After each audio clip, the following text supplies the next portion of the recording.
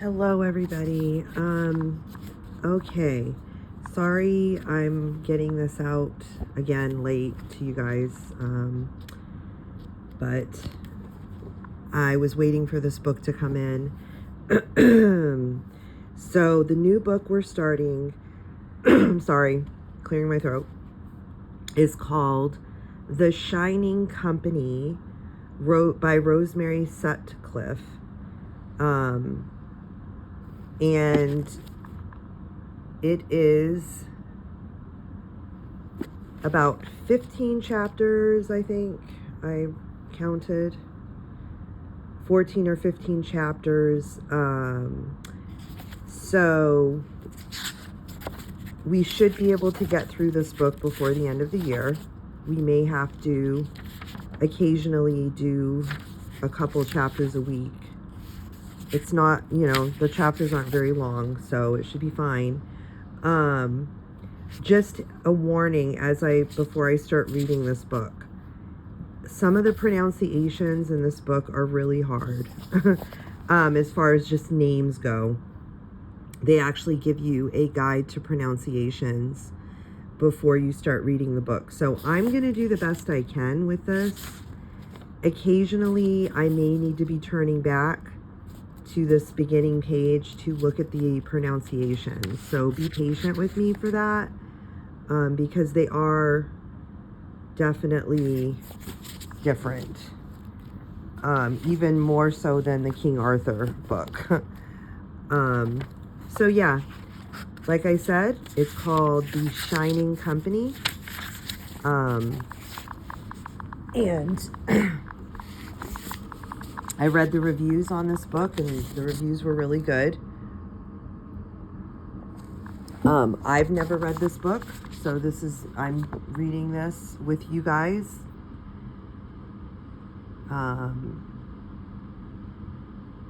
And it takes place in the 7th century Britain. Okay. In the Battle of the Saxons is when this book takes place. So the first chapter is called The Brown Boy. Okay.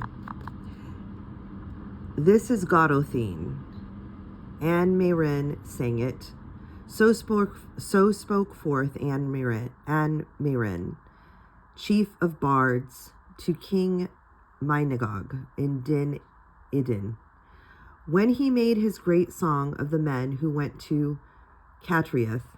Both, of course, he sang only of the 300, the companions, with gold torques about their necks, not of the shield bearers who rode at their heels. Yet we also were young, with the hearts high and the life sweet within us, and our homes left behind. I was Prosper, second son to Guranitus, lord of the 3 canterfs, between Nant, Fraracon, and the sea, of a half-ruined villa that must have been like a palace in its day, of 100 spears and many horses. My father had little caring for me, keeping what heart's warmth he had for Alwyn, my elder brother. Old nurse said this was because I was long-boned and tawny fair like my mother, who died in giving me life, whereas Alwyn was dark and thickest like my father, and most people in the valley. But truth to tell, I did not feel much lack.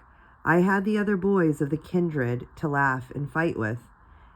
I had my kinswoman Lunid, only a few months older than me, and I had Con.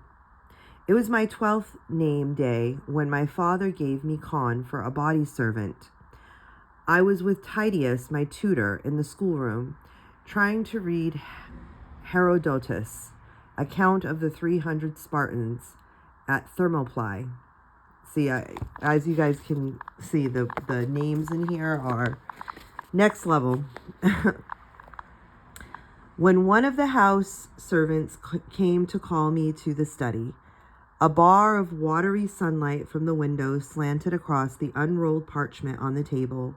throwing up the 2 lines of the pottery that seemed to stand clear from the rest. Tell me in Sparta, you who read, that we obeyed their orders and are dead. Tell them in Sparta, you who read, that we obeyed their orders and are dead.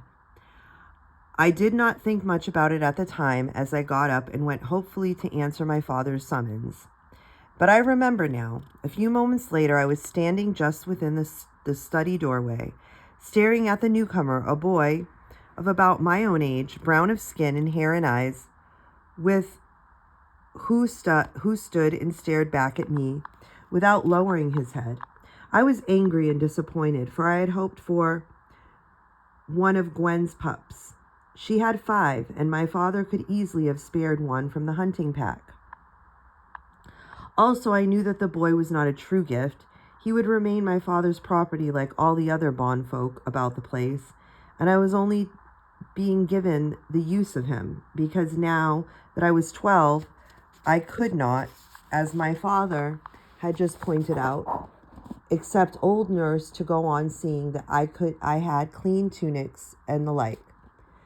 But that was not all. My father would have made a shrewd merchant if he had not been born to the chieftaincy, and prided himself on his eye for good stock and his ability to pick out a bargain where other men saw only damaged goods.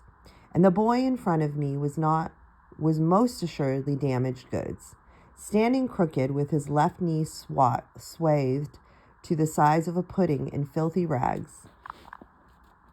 It is an old hurt too long neglected, but it will mend, said my father. He is your responsibility now. Take him down to the monastery for Brother Pebre, Pebre, to see it.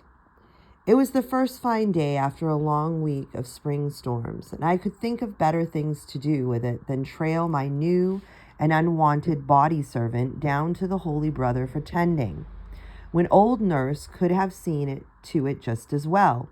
But my father's eye was on me, and when he gave an order, whether it was to his son or the least among his bondfolk, he was used to being obeyed. Yes, my father, I said, and to the boy, come you, and swung on my heel and headed out for the outer court and the track down the valley. And as I went, I heard the new servant's feet padding behind me, the steps uneven because of his knee. The sound followed me, proud and uncomplaining as a hound at my heels, through the clustered living places of the kindred and downstream past the mill among its alder trees and the smithy where Loban, my father's smith, was at work on an axe head, and in through the monastery orchard where the brown-robed brothers were busy among the bee skeps under the apple trees, to the gate of the monastery itself. I was well used to the huddle of farm buildings and thatched sleeping booths about the small wattle church, and usually I would have stopped for a word with Brother Iorin, who was lime washing the granary wall, or to scratch the back of the prior's breeding sow, which lay in a sunny patch surrounded by 11 contented piglets. But that day I had no thought but to get what I come for over and done with as quickly as might be. And I headed straight through without pausing for the bothy of the far side, where Brother Pebre, the infamer, brewed his evil-smelling salves and potions and doctored the hurts and sicknesses of all the people of the valley. He was there now, heating something over a small, bright charcoal fire at the far end of the crowded and brown-shadowed workplace. Whatever it was, it must have been at a critical stage, for he did not even look up as we came through the low doorway, only jerked his head towards the bench just inside. I flung myself down on it, groaning inwardly for my wasted name day, and would have left my new body servant standing, but the thought came to me that it might not be a good idea, not on that knee. might not help the healing, and the sooner it healed, the sooner he would cease being a nuisance and being to me some of some use. Sit, I said, and jerked a thumb at the other end of the bench.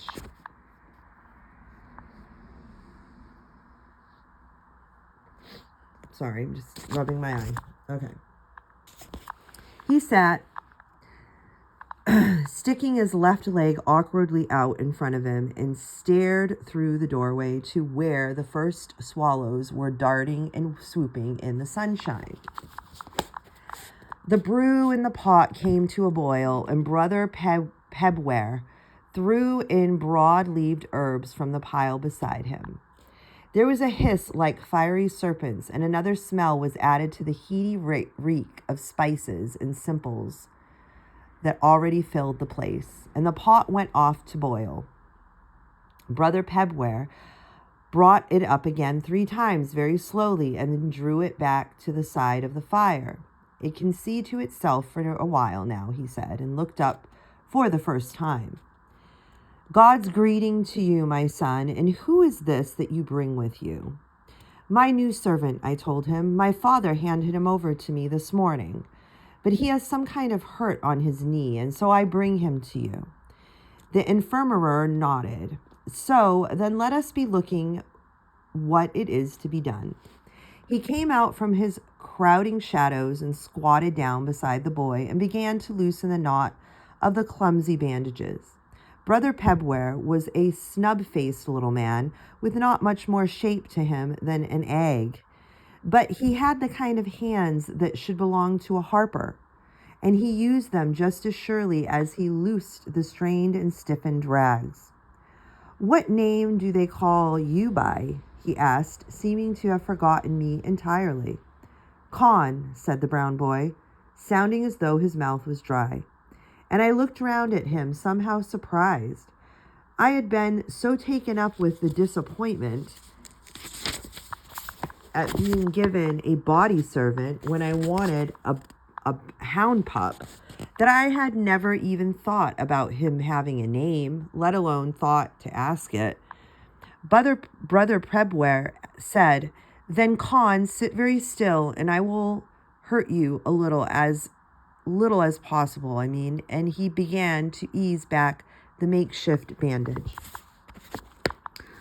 I got up so not to be in his way, but I stood watching, somehow not able to look away, and I saw the crusts and the angry hole and the surrounding pale puffiness of an old abscess that had been maybe started to heal and then broken down again, and my belly cringed a little bit.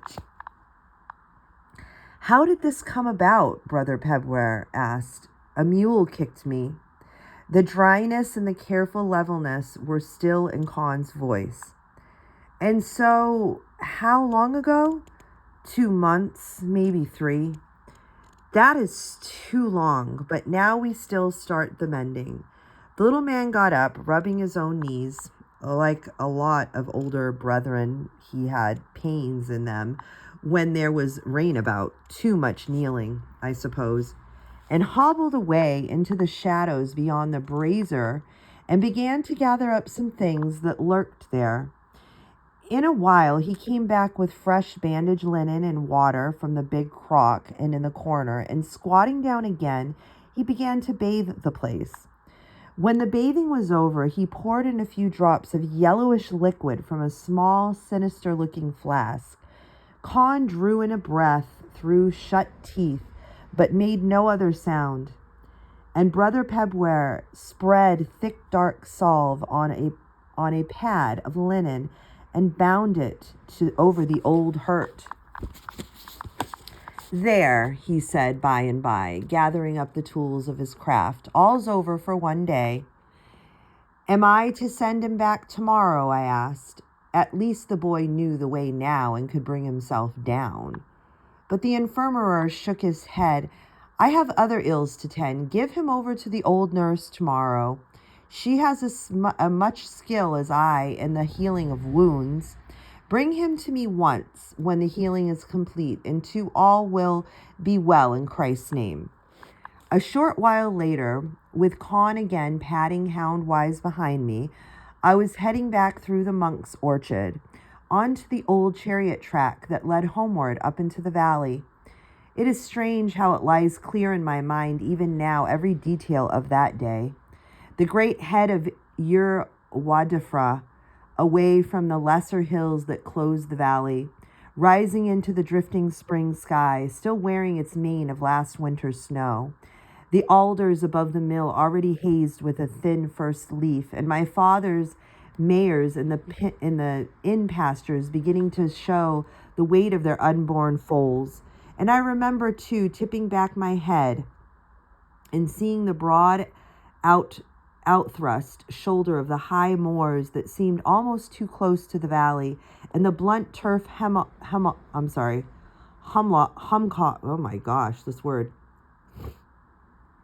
and the blunt turf humcocks of old defenses against the sky, where the long-past chieftains of my line had had their stronghold before ever the legions came, and they moved down out of the clouds to comfort of the valley floor and built themselves our great villa house in the Roman style.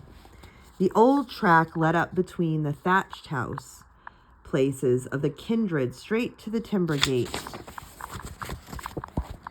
which was broad enough to let in piled grain carts and driven cattle at tribute time, and the gate stood open as always in the time of peace. But I turned aside into our own orchard, heading for the rear of our house. For at this time of day, and now that the weather had cleared, old nurse would have brought out her sewing or whatever tasks were at hand, to sit on the colonnade steps in the sunshine, where she could keep her eye on all that passed in the outer court.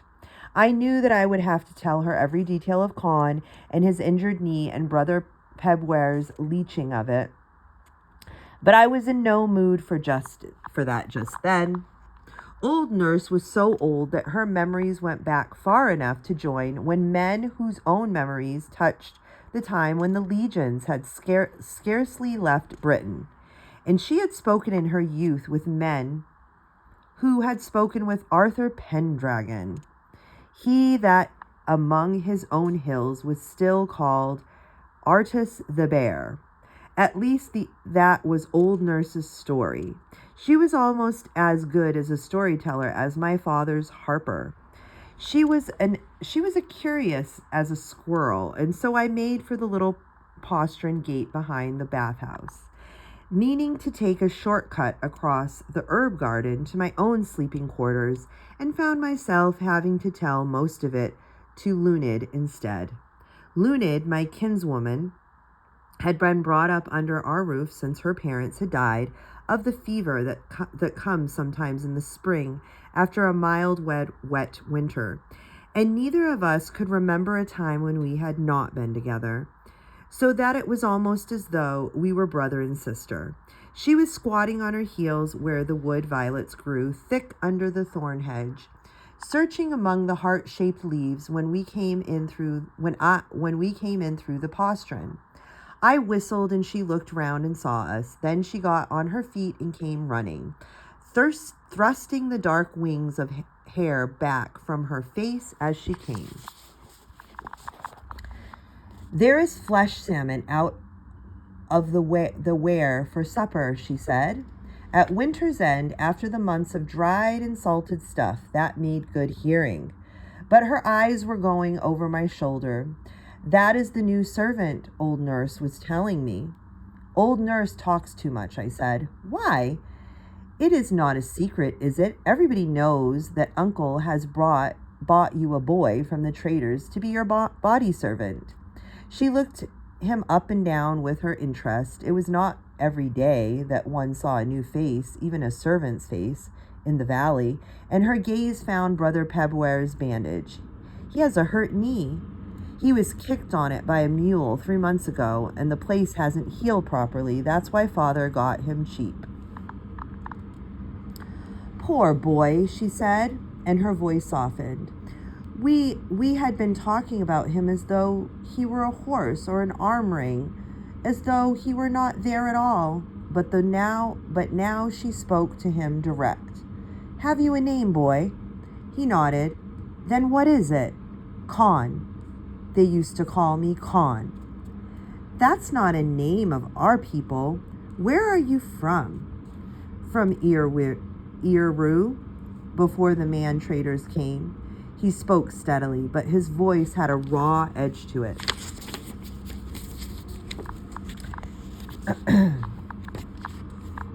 And I turned to look at him. That was two things I have learned about my new body servant, and neither of them had found out for myself. For a moment they gave me an odd twinge of something uncomfortable, shame, I suppose. But it was gone again almost, though not quite, before I was aware of it. Lunid changed the subject in the quick, glancing way she had, like a minnow in shallow water. "I hoped there would be violets after the rain, but I can't find any." And Con answered her, "There will be violets soon, now that the fine weather has come, little mistress." It was the first time I had heard him speak, except in an answer to a question. The three of us went on towards the inner court together, walking like hunters in single file, for the path between the rosemary bushes was too narrow for two to walk abreast, with Lunid in the middle and Con walking stiff-legged in the new tight bandage, bringing up the rear. The next morning, I took Con in search of old Nurse. Probably he would have found her on his own, by that time. But I knew old Nurse. If you wanted her to do anything for you, it was best to go yourself and ask, with courtesy and humility. We found her at last in one of the storerooms, checking the cloth of the last year's clip and scolding one of the maids for a fault that she had found in the weaving. I explained all the things to her, and she abandoned the wool and weeping maid, and grumbling under her breath about never being able to finish one job before the next one needed doing, she led us off to the little room close to the herb garden, where she kept her own remedies and dealt with all the ills of the household that were not bad enough for Brother Pebware. She chuckled like a hen at sight of Con's knee when she had the bandages off, and set to work on it with her sleeves thrust up. The old abscess looked much as it had yesterday, though it was certainly not in quite such a bad mess. My stomach cringed again, and I would have taken myself off and let them to it. But something held me there. She was not rough, but she was in a hurry, and her hands had not the calm sureness of Brother Pebware's. She also seemed in an unaccountably ill temper, and I had an odd feeling that to leave my servant alone in her hands would be much like abandoning him. So grudgingly I remained standing by and watching the work go forward. "Well, don't be standing there like a salmon with the gaps," she said at last, nodding off the fresh bandage when all was done. "Take him away until tomorrow. I've enough work waiting to be done, too much for a body whose head aches as sore as mine does." And she sneezed and rubbed her nose with the back of her hand. On the green edge of daylight next morning, I woke to find Con come up from the old slaves' quarters where he slept, standing in the doorway waiting for me to open my eyes. The old nurse said, "I am to bring you to clean tunic that she washed for you," he said, when he saw that I was awake.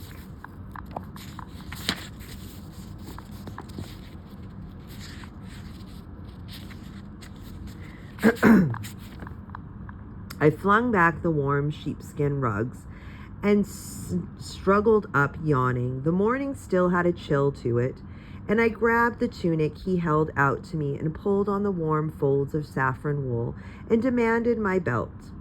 He looked up about in the light of the sinking night lamp and picked up the broad strap with its bronze buckle from where it lay on the closed chest.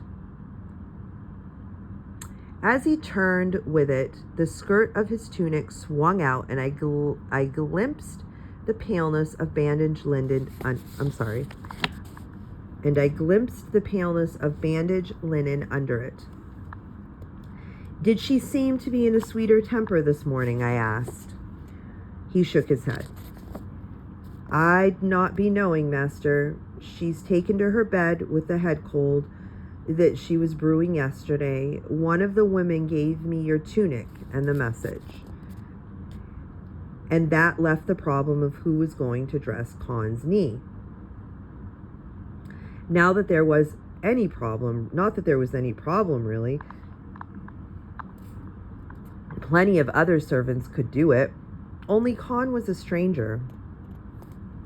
The bondfolk of the villa were not over-welcoming to strangers and newcomers.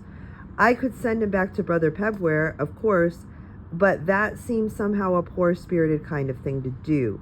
I hankered after the infirmer's good opinion, I suppose, and had a feeling, without knowing quite why, that if I did that, he would think the less of me. Maybe it would not be a matter of leaving it for one day. Or, of course, I could do it myself. I had helped Ku, my father's houndmaster, doctor a sick or injured hound before now. There had been the time last year when Gilert, who was young and foolish, had got his flank laid open by a boar's tusk, and Ku and I had saved him when everybody else was saying that a knife across his throat was the most sensible thing. But that had been different. A hound I knew and loved. A new clean wound. At the thought of the pulpy mass under Khan's knee, my belly still turned a little. And anyhow, I had other better things to do with the first days of spring. Khan was still standing in front of me, holding out my belt.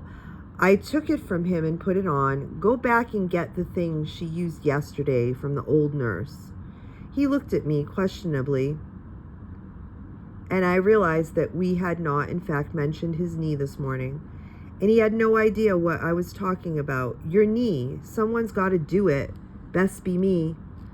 I'm thinking I can do it myself, he said.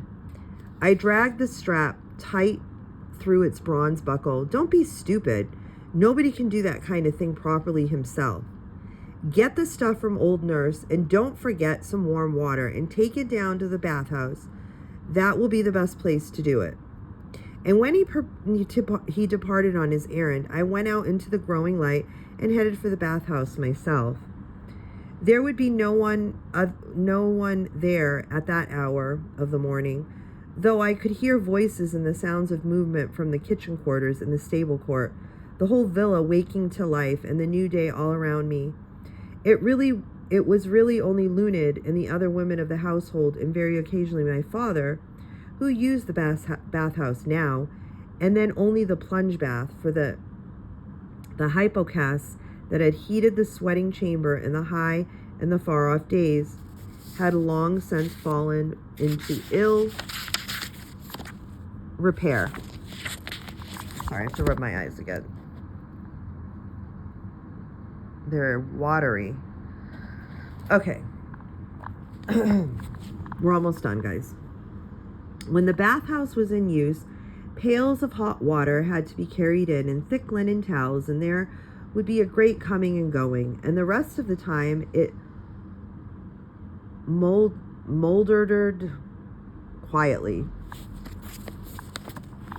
My brother and I, and men of the household, much preferring to do our bathing in the stream. But the bathhouse would, as I had said, be a good place to deal with Khan's knee. Plenty of space and nothing to get fouled, and less likelihood of onlookers. If I was going to do a thing, I had no wish for people coming to see what I was doing and telling me that I was doing it wrong. I pushed the door open and went in. The cool, damp smell of the place met me, and the faint whisper of moving water leaking into one end of the plunge bath and the other and out of the other. The flutter of bird wings overheard when the first house martins returned to their nest in the roof. I sat down on the stone bench and I waited, fidgeting, until I heard Khan's uneven footsteps on the cobbles outside. It seemed a long time, and I told him so.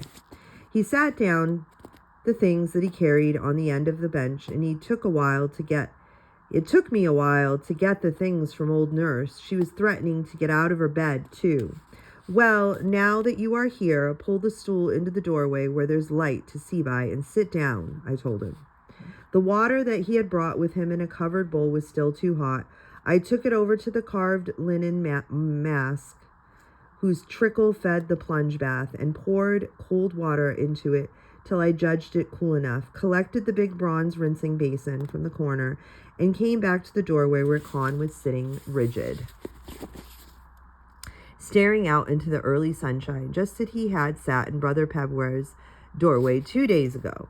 I squatted onto my heels beside him and set to work, trying to remember exactly what old nurse had done the day before. The weight of linen was stuck again, but not as badly as before. I eased it away with care and concentration. If I must do this thing, I would do it the best that it was in me. I bathed the place and poured a few drops of barley spirit, Con drawing in his breath at the bite of it, but making no other sound. I spread the salve with its strong smell of yarrow and feverfew onto a fresh wad and bound it in its place. The bandage looked a bit clumsy when I knotted it off, but I thought it would hold. I sat there for a few moments looking at it, aware suddenly of the shadows of the house Martins darting to and fro. I remember that clearly. The odd thing is that I do not remember feeling sick at all. I'm thinking that it would hold well enough, said Con, bending his knee a little bit, in much the same tone in which he had told Lunid that there would be violets soon. I looked up to him then that I did not need to. I looked up to tell him that I did not need him to tell me if my work would pass, and found his quiet brown gaze steady on my face. For a few moments we looked at each other, really looked, I suppose, eye to eye for the first time, and oddly, it was not the look of one who had a thing done to him, and one who had done it, but of two who had done something, shared something between them, and suddenly we were grinning at each other. I gathered up the salves and spare bandage linen and flung the stained dressing into a corner for someone to clean up later, while Con poured the dirty water into the drainage channel, and together we went out into the morning, leaving the doorway open to the darting house Martins behind us. That night, Con spread his rug across the doorway of my sleeping cell and slept there according to the custom for a body slave or an armor bearer, or a favorite hound for that matter. Okay, guys, so that was the first chapter. Again, I'm sorry for the pronunciations with some of those names and stuff and places. I know it kind of sometimes makes it difficult to listen to, but just bear with me. I this is a different author from the Howard Pyle book, and it's not in the Old English like the King Arthur story was, so it's actually a little easier in that way. But I like this. I like the way she writes so far. So I hope you guys enjoyed it, at least a little bit. So I will see you guys Tuesday, and blessings. And again, I'm sorry for getting this out on Monday, the day before we go back to co-op, but I'll do better this next week. Okay. So blessings, guys. See you all tomorrow. And I hope we see everybody there. I hope everybody's well, and I hope everybody can join us for our class tomorrow. Blessings, guys.